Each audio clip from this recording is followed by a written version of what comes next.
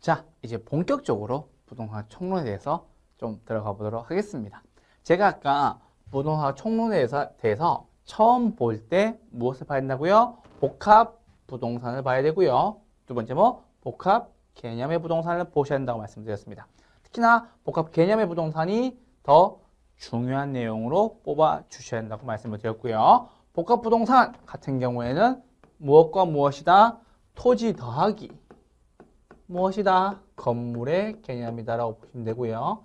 제가 앞서 설명드렸다시피 토지와 건물에 결합되어 있는 상태라고 말씀을 드렸고요. 아까 예시로서 여러분들이 주상복합 아파트라고 말씀드렸죠. 그래서 주거시설과 상업시설이 서로 상호 결합되어 있는 건물을 뭐라 그런다? 주상복합 아파트라고 한다는 것처럼 역시 무엇이다? 토지와 건물이 결합되어 있다라고 해주시는 게 무엇이다? 복합부동산이다 라고 해주시면 되겠습니다.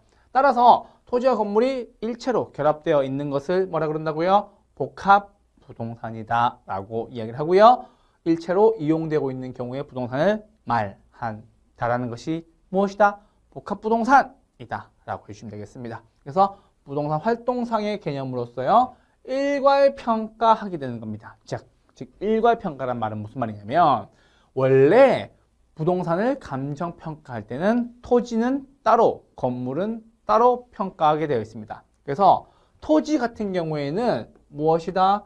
공시지가 기준법으로 하고요. 들어보셨죠? 공시지가 기준법으로 토지를 평가하지만 건물 같은 경우에는 무엇이다?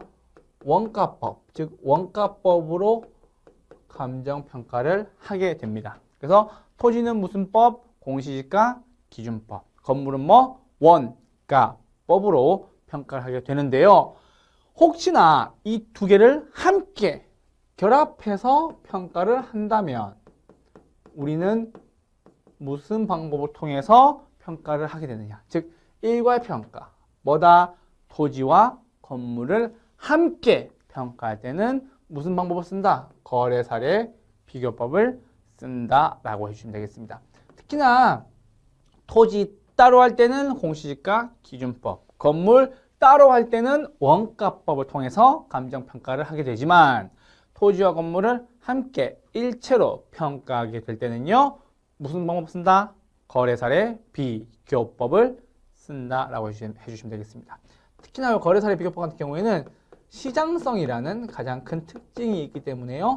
요 시장성이 뭐다? 매매가 잘 이루어지고 있는 것들에 대한 이야기를 하는 겁니다. 그래서 여러분들이 시장에 가셔서 거래하실 때 토지만 따로, 건물만 따로 거래한 경우도 있겠으나 원래 보통 토지 위에 건물이 있는 경우에는 토지와 건물을 일체로 거래하는 경우가 더 많기 때문에 토지와 건물을 일체로 거래하는 일괄평가의 경우에는 감정평가의 방법으로서 무엇을 쓴다고요? 거래사례 비교법을 사용을 하게 된다는 말씀을 드립니다. 그래서 거래사례 비교법은 시장성에 기초한 감정평가의 방법으로서 시장에서 잘 매매되고 있는지 그리고 사례들이 많이 있을 경우에 쓰게 되는 평가법입니다. 따라서 거래사례 비교법이라고 말씀을 드리는 거고요. 두 번째는요. 복합 개념의 부동산입니다. 복합 개념의 부동산은 되게 중요하다고 말씀드렸죠. 그래서 복합 개념의 부동산은 크게 몇 가지? 두 가지로 나뉩니다. 그래서 첫 번째 무형, 형태가 없는 무형적 개념의 두 가지. 뭐다? 법률적 개념, 경제적 개념 두 가지가 있고요. 그리고 형태가 있는 유형적 개념에 뭐다? 기술적 개념이 있다라고 해주시면 되겠습니다.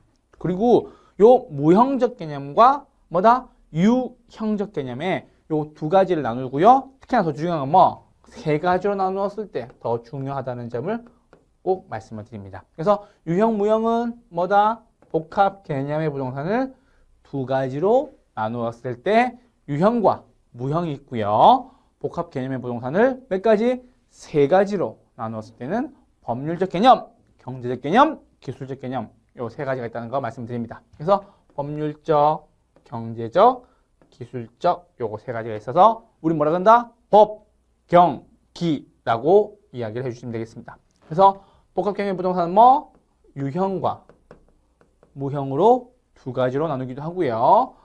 법, 뭐, 형, 기 이렇게 해서 세 가지로 나뉘어지기도 한다라고 해주시면 되겠습니다.